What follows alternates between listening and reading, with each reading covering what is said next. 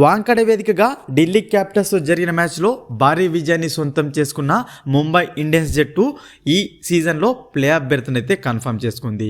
ఇక ఇంకొక మ్యాచ్ అయితే మిగిలి ఉంది ముంబై జట్టుకు. ఆ మ్యాచ్లో కనుక గెలిచినట్లయితే ముంబై 18 పాయింట్లతో ఉంటుంది.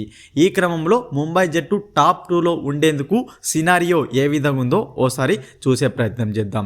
ముంబై టాప్ 2లో ఉండాలంటే మిగిలిన ఒక మ్యాచ్లో పంజాబ్తో మ్యాచ్లో ఖచ్చితంగా గెలవాలి. అదేవిధంగా పంజాబ్ ఢిల్లీ క్యాపిటల్స్తో ఓడిపోవాల్సి ఉంటుంది.